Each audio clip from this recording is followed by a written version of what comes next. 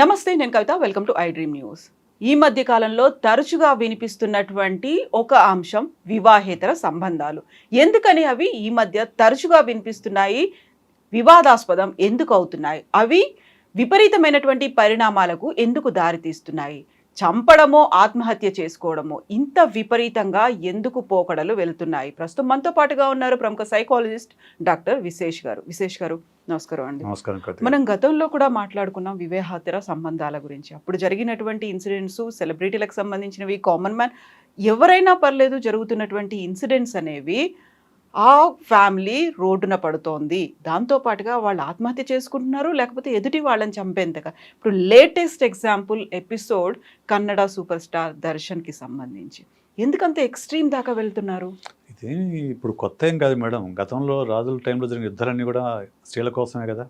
మహాభారతం దగ్గర నుంచి మొదలు పెట్టుకుంటే, రామాయణం దగ్గర నుంచి మొదలు పెట్టుకుంటే స్త్రీల కోసం యుద్ధాలే కదా. సో ఎప్పుడు కూడా క్రైమ్ ఎప్పుడు కూడా చాలా సందర్భాల్లో crime either it should be for money or women or power.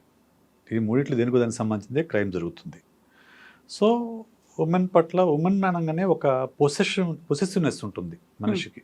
Okay, నా మనిషి అనే ఒక పొసెసివ్నెస్ ఉంటుంది.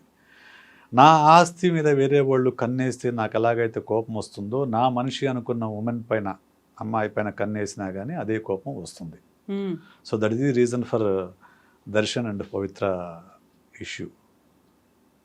ఇప్పుడు దర్శన్ అనే వ్యక్తి ఛాలెంజింగ్ స్టార్ అనేది ఒక పేరు ఉంది ఆయనకు. ఓకే, ఆయన వివాహ బంధంలో ఉంటూ కూడా పవిత్ర గౌడతో ఆమె రిలేషన్షిప్లో ఉన్నాడు. అంటే అక్కడ అర్థం చేసుకోవాల్సింది మనం ఇక్కడ రెండు విషయాలు మనం ఆలోచించాలండి. ఒకటి మోరల్, ఇంకొకటి legal. Two things are different. Okay, మోరల్గా అతను చేసేది తప్పు, వివాహ బంధంలో ఉంటూ వేరే ఒకరితో వైవాహికత సంపెట్టుకుని తప్పు. లీగల్గా that is not a crime. It's not a crime. So ఆ విషయంలోనే అంతకుముందు దర్శన్ భార్య కేసు పెట్టింది. ఆయన 14 రోజులు రిమాండ్ కూడా వెళ్ళొచ్చాడు. అంటే హీఈస్ మోర్ అటాచ్డ్ టు పవిత్ర గౌడ అనేది మనకు అర్థమవుతుంది. మోర్ దెన్ హర్ హిజ్ వైఫ్తో కంటే కూడా పవిత్ర గౌడతో ఎక్కువ రిలేషన్షిప్లో ఉన్నాడు, ఎక్కువ ఆమెతో ఇంటెన్సివ్ రిలేషన్షిప్లో ఉన్న విషయం మనకు అర్థమవుతుంది. సో ఎప్పుడైతే ఆ ఇంటెన్సివ్ రిలేషన్షిప్లో ఉన్న వ్యక్తికి సంబంధించి చెడు కామెంట్స్ చేయడం కానీ, ఫొటోస్ పంపించడం కానీ, ఆ రేణుకా స్వామి కదా అతని పేరు, అతను పంపించినప్పుడు అతని పైన కోపం రావడం సహజం. కోపం రావడం ఎవరికైనా కోపం వస్తుంది. కాకపోతే ఆ కోపం ఎట్లా ఎక్స్ప్రెస్ చేశాడు, ఆ కోపాన్ని ఏ స్థాయిలో తీసుకెళ్ళాలనేదే క్రైటీరియా. ఇక్కడ ఇటువైపు దారి తీసిన క్రైటీరియా. ఇప్పుడు కోపం వస్తే ఏం చేస్తారు? ఎవరైనా కానివ్వండి, తిడతారు, ఫోన్ చేసి తిడతారు, లేకుంటే గొడవ పడతారు, అక్కడితో ఆగిపోతుంది. ఇక్కడ అతను ఎక్స్ట్రీమ్ స్టెప్కి వెళ్ళిపోయాడు. ఎక్స్ట్రీమ్ స్టెప్కి వెళ్ళి అతన్ని 10 మందితోనో 14 మందితోనో కలిసి దారుణంగా కొట్టడం వల్ల అతను చనిపోయాడు. ఆ శవాన్ని కూడా మాయం చేయలేదో ప్రయత్నం చేశారు, మొత్తానికి దొరికాడు. So many factors are there in this case. So many factors. ఒకటి, అసలు పెళ్ళైనా కానీ ఇంకొక వివాహ బంధంలోకి ఎందుకు వెళ్తారు, ఇంకొక సంబంధంలోకి ఎందుకు వెళ్తారని ఒకటి. రెండోది fans hero worship or celebrity worship syndrome. మూడవది సోషల్ మీడియా. ఈ 3 కోణాలు దీంట్లో ఉన్నాయి మనకు. ఈ 3 కోణాలు మనం డిస్కస్ చేసుకోవాల్సిన అవసరం. ఎగ్జాక్ట్లీ. ఇప్పుడు ఆ ఫస్ట్ వివాహేతర సంబంధం పెళ్ళయింది, బట్ ఆ ఇంట్రెస్ట్ కలిగిందా, వాళ్ళు లివింగ్ ఇన్ రిలేషన్షిప్లో ఉన్నారు అనుకున్నప్పుడు ఇద్దరు సెలబ్రిటీస్, ఫ్యాన్ ఫాలోయింగ్ ఉంది, వాళ్ళు ఏం చేస్తున్నారు అనేది పబ్లిక్కి తెలిసిపోతుంది. వాళ్ళు పెడుతున్న పోస్టింగ్ల వల్ల కావచ్చు, లేకుంటే వచ్చేటువంటి న్యూస్ వల్ల కావచ్చు. వాళ్ళకు ఉన్నటువంటి ఫ్యాన్స్ కొంతమంది హర్ట్ అవుతారు, కొంతమంది వీళ్ళని కూడా ఓన్ చేసుకుంటారు. మా దర్శన్ అనే ఫీల్ ఎలా ఉంటుందో అలా పవిత్ర కూడా అలా ఓన్ చేసుకున్న వాళ్ళు ఉంటారు. బట్ ఇది ఎక్స్ట్రీమ్ కనిపిస్తుంది. రేణుకా స్వామి వీళ్ళిద్దరి వైపు కాకుండా ఫస్ట్ వైఫ్ వైపు ఆలోచించాడు. అక్కడ ఒక సాఫ్ట్ కార్నర్ డెవలప్ చేసుకున్నాడు. ఈమె వల్లే కాపురం కూలిపోయింది అనేది. అక్కడ దాకా బాగానే ఉంది, ఓకే, అభిమానం ఉండొచ్చు, ప్రేమ ఉండొచ్చు, కానీ అది ఎక్స్ట్రీమ్ స్టెప్ దాకా వెళ్ళిపోవడం అనేది, దానికి వీళ్ళు పోలీస్ని అప్రోచ్ అవ్వచ్చు, సైబర్ క్రైమ్ దగ్గరికి వెళ్ళొచ్చు, లేకుంటే కనీసం ఆ నెంబర్నైనా బ్లాక్ చేయొచ్చు కదా. అది కాకుండా ఇంత దూరం వెళ్ళడం ఏంటి అసలు? అంటే ఇక్కడ ఒకటి ఉందండి, ఎవరైనా కానీ సెలబ్రిటీస్కి కొంచెం సెల్ఫ్ ఎస్టీమ్ చాలా ఎక్కువ ఉంటుంది, నార్సిస్టిక్ లెవెల్లో ఉంటుంది అనమాట. ఎందుకంటే నేను హీరో నేను, ఓకే, సో నేను హీరో అనేది ఇప్పుడు వీళ్ళు ఎక్కడికి వెళ్ళినా కానివ్వండి, వాళ్ళని షూటింగ్కి వెళ్తే అయ్యా సార్ బాబు గారు అని గౌరవిస్తూ ఉంటారు. ఎప్పుడైతే ఇటువంటి మన చుట్టూ ఉన్న ప్రతి మనిషి నాకు ప్రత్యేకమైన ఐడెంటిటీని ఇస్తూ ప్రత్యేకంగా గౌరవిస్తూ ఉన్నారో నా సెల్ఫ్ ఎస్టీమ్ అనేది ఇన్ఫ్లేట్ అవుతుంది, బాగా పెరుగుతుంది. పెరిగినప్పుడు దానికి దెబ్బ కొట్టే ఏ పనైనా కానివ్వండి నా ఈగోని దెబ్బ కొడుతుంది. సో ఇప్పుడు ఏమవుతుంది, సపోజ్ పవిత్ర కూడా నన్ను పెద్ద హీరో అంటావు, నన్ను ఇంతగా హెరాస్ చేస్తున్న వాడు నువ్వేమీ చేయలేవా అనే ఒక మాట చాలు. ఆమె అందో లేదో నేను అంటలేదు, బట్ ఆమె దృష్టి తీసుకొచ్చింది కదా, తీసుకొచ్చినప్పుడు ఇగో హర్ట్ అయింది అతనికి. వీడేంటి నా ఫ్యాన్గా ఉంటూ నేను ప్రేమించిన ఆవిడకి అసభ్యమైన ఫొటోస్ పంపడం ఏంటి, మెసేజ్లు చేయడం ఏంటి అనేది ఇతను ఈగో హర్ట్ అయింది. హర్ట్ అయిన తర్వాత అతను ఇంకొక ఫ్యాన్ అప్రోచ్ అయ్యాడు. తన ఫ్యాన్స్ అసోసియేషన్లో ఇంకొక ఫ్యాన్ అప్రోచ్ అయ్యి వీడికి ఏదో బుద్ధి చెప్పాలని చెప్పాడు. వాడు మొత్తానికి ఒక గ్రూప్ క్రియేట్ అయ్యి అతన్ని కిడ్నాప్ చేసి అతన్ని కొట్టి, ఆ కొట్టడంలో చంపాలని కాకపోవచ్చు, ఎక్కువగా కొట్టడం వల్ల అతను చనిపోయాడు. ఆ ప్లేస్కి మళ్ళీ ఇద్దరు కలిసి వెళ్ళడం కూడా, ఏం జరుగుతుంది నిజంగా బుద్ధి చెప్పాలి అని ఈయన కూడా వెళ్ళి వాళ్ళతో కలిసి ఆయన్ని కొట్టడం అనేది. ఆయన కూడా ఇప్పుడు ఇందాక నేను అక్కడ న్యూస్ చదివాను, ఆయన ఆ మర్మాంగాల పైన తనడం వల్లనే చనిపోయాడని చెప్పేసి విచారణ తేలినట్లుగా న్యూస్ చదివాను. సో అంటే అతను ఎణుకా స్వామి అతను ప్రైవేట్ పార్ట్స్ ఫొటోస్ పెట్టాడని న్యూస్లో వచ్చింది. సో అందువల్ల ఆ కోపంతో ఇతను అక్కడ బలంగా తనడం వల్ల అతను చనిపోయాడు అనేది. సో అది సో ఇదంతా ఏంటంటే ఎనీ సెలబ్రిటీకి ఒక ఇన్ఫ్లేటెడ్ సెల్ఫ్ ఉంటుంది అన్నమాట, ఇన్ఫ్లేటెడ్ ఈగో ఉంటుంది. నేను గొప్ప, మిగతా వాళ్ళకన్నా నేను భిన్నమైన వ్యక్తిని అనే ఒక ఇన్ఫ్లేటెడ్ ఈగో, ఇన్ఫ్లేటెడ్ సెల్ఫ్ ఉంటుంది అనమాట. దానికి దెబ్బ తగిలితే ఎవరు భరించలేరు వాళ్ళు. So that is the cause for this total crime. So అంత పవర్ఫుల్ అంటే ఒక పొజిషన్లో ఉండే ఒక సెలబ్రిటీ స్టేటస్ ఉన్న వాళ్ళకి ఉన్నటువంటి సర్కిల్ కూడా చాలా పెద్దగానే ఉంటుంది. వాళ్ళకి పోలీస్ డిపార్ట్మెంట్లో తెలిసిన వాళ్ళు ఉంటారు, లేకపోతే పబ్లిక్ గవర్నమెంట్లో తెలిసిన వాళ్ళు ఉంటారు. వాళ్ళకి చెప్తే ఆయన్ని తీసుకెళ్లి మాట్లాడడమో ఇంకోటో అవుతుంది. బట్ చేసిందే ఒక తప్పు, దాని మీద ఇంకొక తప్పు చేస్తే పరువు పోతున్నాడు అనుకోవచ్చు కదా. చెప్తే ఇప్పుడు పోలీస్కి అప్రోచ్ అవ్వచ్చు. పోలీస్కి అప్రోచ్ అవ్వాలంటే ఇప్పుడు సపోజ్ దర్శన్ పోలీస్ని అప్రోచ్ అవ్వాలంటే సో పవిత్ర గౌడ్తో తనకున్న రిలేషన్షిప్ని ఓపెన్ చేయాలి. ఇప్పటివరకు వాళ్ళ రిలేషన్షిప్ తెలిసి ఓపెన్గా ఏం లేదు, హింసించుకున్నారు తప్ప ఓపెన్ రిలేషన్షిప్ కాదు. ఓపెన్ అవ్వాలి. ఓపెన్ అవ్వడంతో పాటు పవిత్రకి ఇలాంటి ఫొటోస్ పంపించాడని పోలీసులు చూపించాలి. అది అవమానం కదా, అది ఆమెకు అవమానం, ఆమెను ప్రేమిస్తున్న దర్శన్కి అవమానం కదా. అవమానం కాబట్టే పోలీసులకు కానీ ఇంకొక అప్రోచ్ కాకుండా తన ఫ్యాన్ అసోసియేషన్ ఇంకొక అతన్ని చెప్పాడు, మనకి ఇట్లా ఇబ్బంది పడుతున్నాడు, వీడికి మనం బుద్ధి చెప్పాలని చెప్పేసి.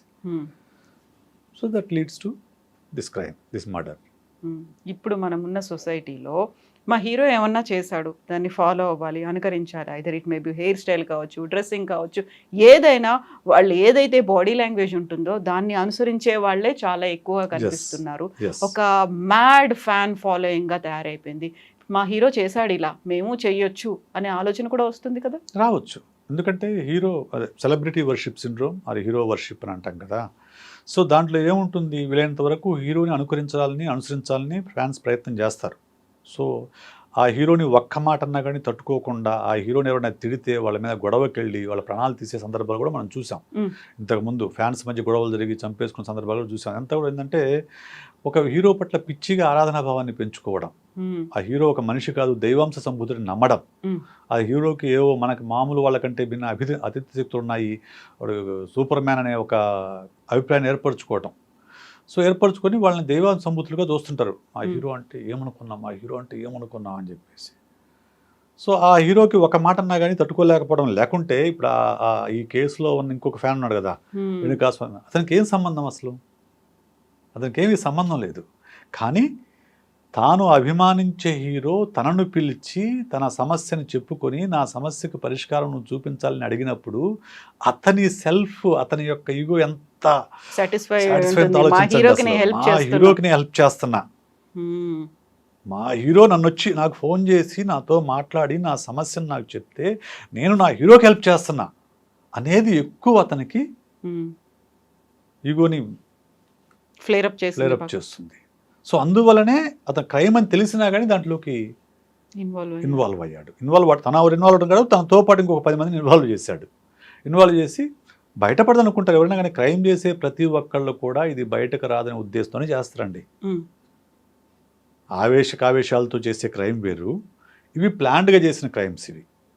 ఇవి ఆవేశంతో చేసిన క్రైమ్ కాదు. ఆవేశం అంటే ఏంటి? ఇద్దరు ఎవరో సడన్గా గొడవ పడుతున్నప్పుడు వాడు ఆవేశంతో కర్ర తీసుకునో, కత్తి తీసుకునో, లేదంటే ఒక రాయి తీసుకునో కొడితే చనిపోయారు అనుకోండి, అది ఆవేశంతో చేసే క్రైమ్. ఇవి ఆవేశం చేసిన కాదు కదా, చాలా ప్లాన్డ్గా చేసిన క్రైమ్స్.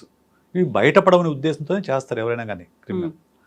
కానీ నిజంగా పోలీసులు కనుక దృష్టి కేంద్రీకరిస్తే ఏ క్రైమ్ అయినా బయటపడుతుంది. సో ఒక సెలబ్రిటీ స్టేటస్ అంత ఆరాధనాపూర్వకంగా లక్షలాది మంది చూస్తూ ఉంటారు. ఏ మూమెంట్ ఒక అడుగేశారు లేకుంటే ఒక మాట మాట్లాడారు అంటే అంత వైరల్గా వెళ్ళిపోతుంది అనుకున్నప్పుడు, నన్ను ఫాలో అయ్యే వాళ్ళు ఇంతమంది ఉన్నారు అనుకున్నప్పుడు ఎంత రెస్పాన్సిబుల్గా ఫీల్ అవ్వాల్సినటువంటి అవసరం ఉంటుంది? నువ్వు రెస్పాన్సిబుల్గా ఫీల్ అయ్యే హీరోస్ ఉంటారు, ఇర్రెస్పాన్సిబుల్గా బిహేవ్ చేసే హీరోస్ ఉంటారు. కొంతమంది ఏంటంటే దానికి వచ్చిన హీరో ఆ ప్లేస్ని జాగ్రత్తగా కాపాడుకోవాలని చూస్తారు. కొంతమంది మనం హీరో ప్లేస్లో ఉన్నాం కాబట్టి మనం ఏం చేసినా చెల్లుతుందనే దృష్టితో చూస్తారు. It difference person to person మారిపోతుందండి. పర్సన్ టు పర్సన్ మళ్ళీ మారుతుంది అది. సో కొంతమంది హీరోలు జాగ్రత్తగా ఉంటారు, కొంతమంది హీరోలు ఇర్రెస్పాన్సిబుల్గా ఉంటారు. సేమ్ టైం ఫ్యాన్స్ కూడా ఇప్పుడు అవుతున్నటువంటి సోషల్ మీడియా వేదికగా అవుతున్నటువంటి, గతంలో రోడ్ల మీద కొట్టుకునే వాళ్ళు సినిమా థియేటర్ దగ్గర పోస్టర్ల దగ్గర చించుకోవడాలు, కాకపోతే రక్తాభిషేకాలు, ఇలాంటివన్నీ ఈ ఎక్స్ట్రీమ్ కూడా చూసిన తర్వాత ఇప్పుడు ఈ ట్రెండ్ అనేది, ఇప్పుడు కనిపించినటువంటి ఈ పరిస్థితి అనేది సోషల్ మీడియాలో విపరీతమైన ట్రోలింగ్ జరుగుతుంది, అబ్యూజివ్ లాంగ్వేజ్ యూజ్ చేస్తున్నారు. అది ఇంకో రకమైన ఎక్స్ట్రీమ్ స్టెప్. అప్పుడు ఏంటంటే అప్పుడు సోషల్ మీడియా లేదు కాబట్టి డైరెక్ట్గా 1-to-1 ఫైట్ ఉండేది.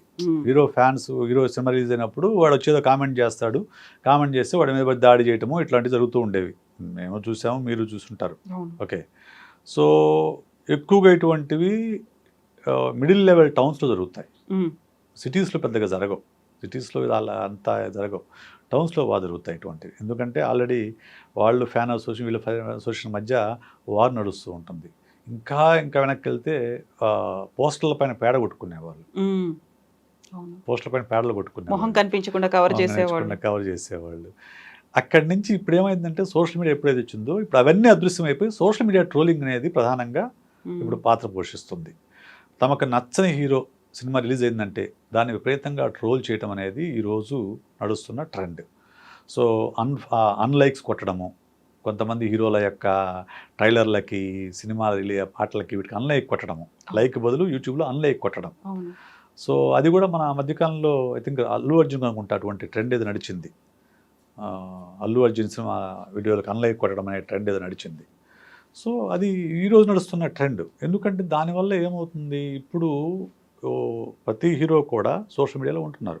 మ్యాక్సిమం హీరోలు అందరూ కూడా వాళ్ళకుండే ఫాలోయింగ్ని బట్టి ఓకే మనకింత స్టార్డమ్ ఉంది అని వాళ్ళకు ఒక అంచనా వస్తుంది. ఓకే, సో దానివల్ల ఏమవుతుంది, వాళ్ళు కూడా దాన్ని టేక్ టు గ్రాంట్ లాగా తీసుకుంటారు. అంటే మనకు ఓకే మనకింత ఇన్ని మిలియన్ ఫాలోవర్స్ ఉన్నారు, ఓకే ఐఎమ్ గ్రేట్.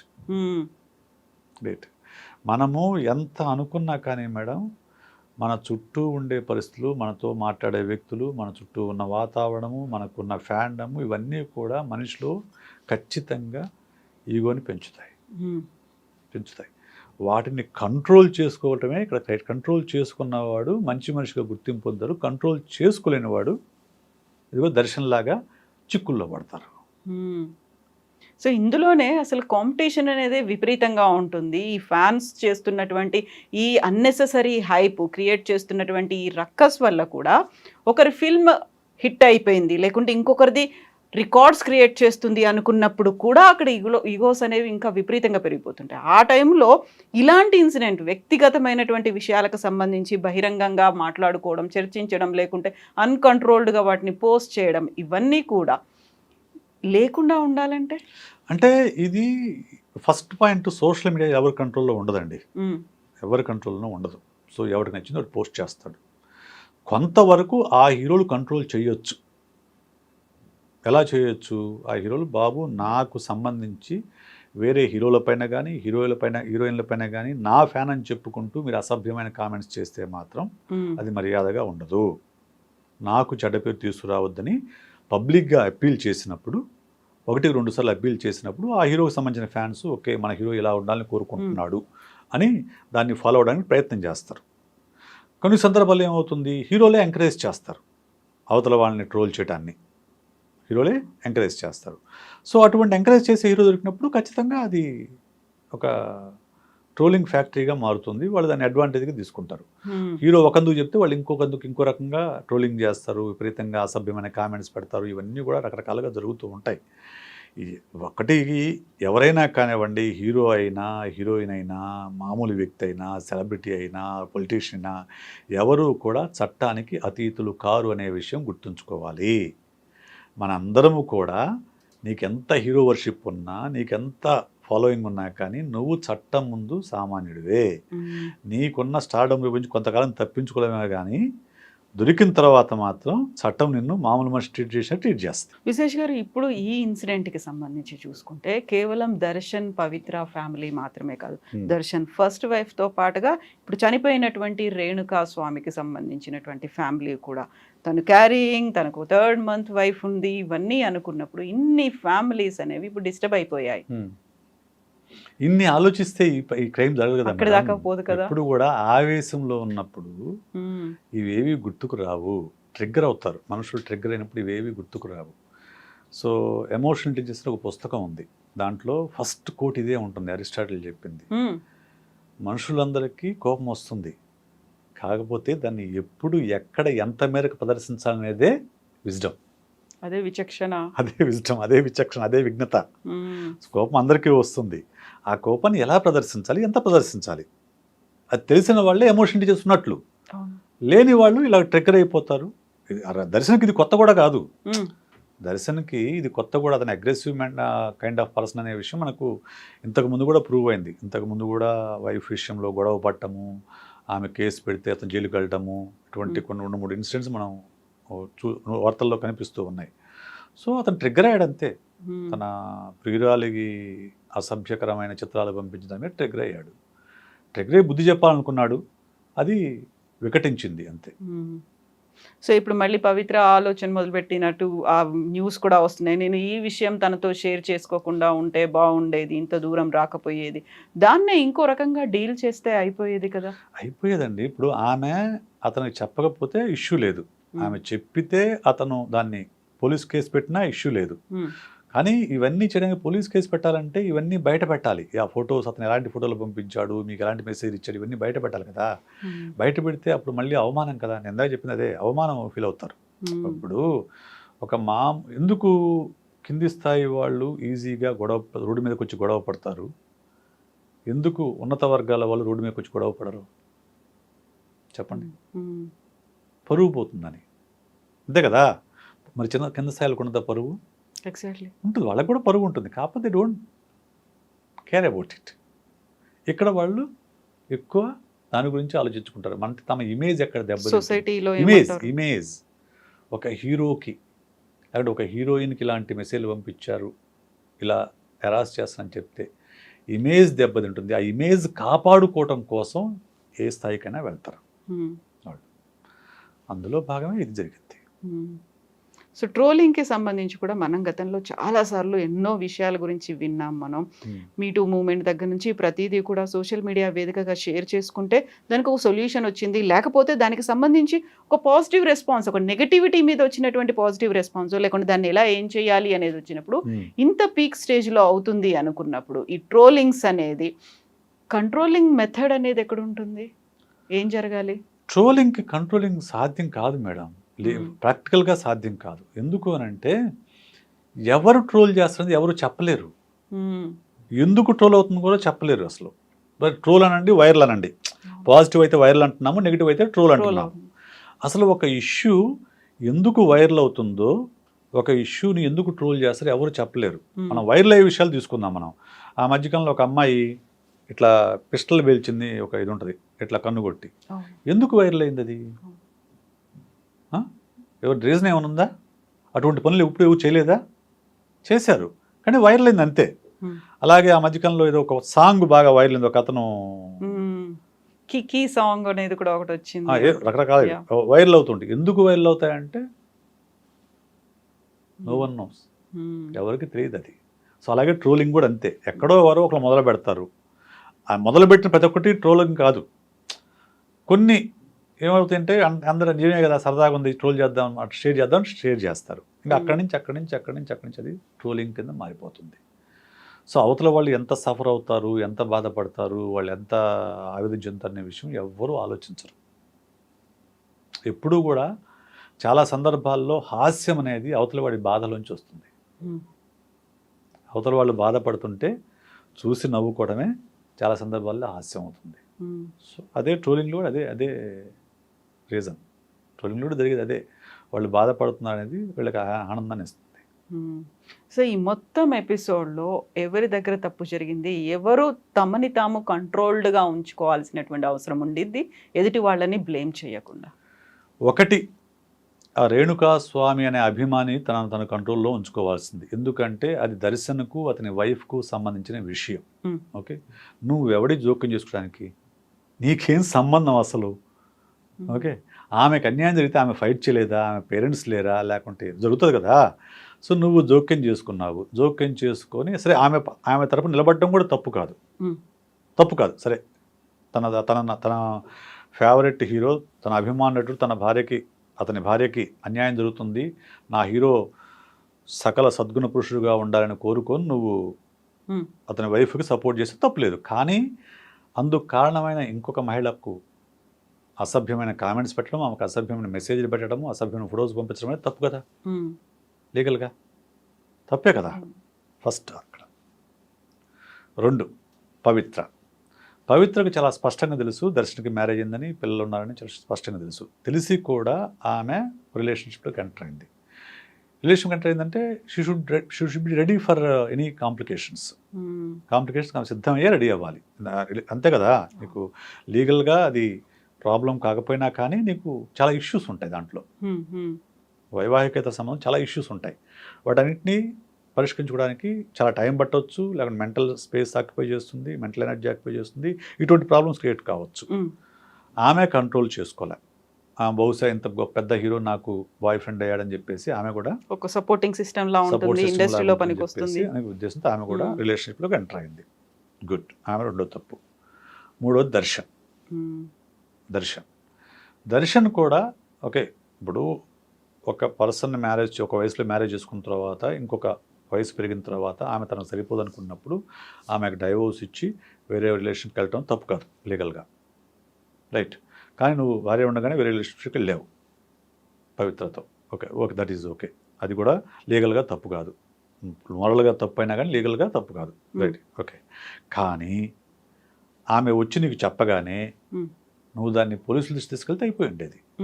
లేదు, ఎవరన్నా తనకు తెలిసిన పెద్ద మనుషులు తీసుకెళ్ళి వీడెవడో అలా చేస్తున్నట్టు చూడండి అని చెప్తే సరిపోయి ఉండేది.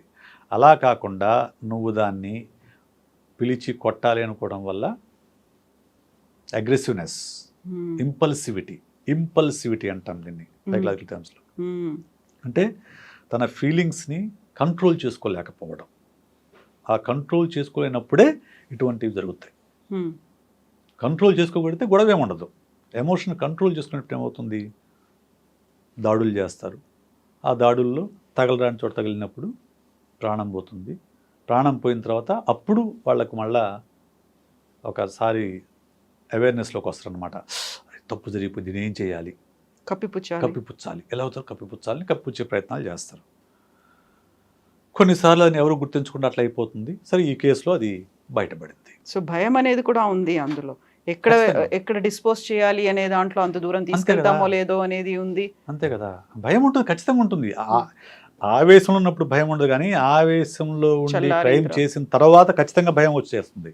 ఎందుకంటే చట్టం నుంచి తప్పించుకోవాలి కదా, చట్టం ఉంటుంది, మనల్ని చూస్తూ ఉంటుంది. ఎవరైనా దీన్ని కంప్లైంట్ చేయొచ్చు, లేకుంటే పోలీసులు ఎంక్వైరీ చేయొచ్చు, ఈ మనిషి గురించి మనం అరెస్ట్ అవ్వచ్చు, మన ఇమేజ్ మళ్ళీ ఇమేజ్కి వస్తుంది, మళ్ళీ ఇమేజ్ దగ్గరికి అక్కడికి వచ్చేది కూడా. సో ఇమేజ్ దెబ్బతింటుంది, మన స్టార్డమ్ పోతుంది, లేకుంటే ఇవన్నీ ఉంటాయి. సో ఆ భయం వల్లే ఆ శవాన్ని దాచేయడానికి ప్రయత్నం చేశారు. బట్ అన్ఫార్చునేట్లీ బయటపడింది. దర్శన్ జైలుకి వెళ్ళాల్సి వచ్చింది.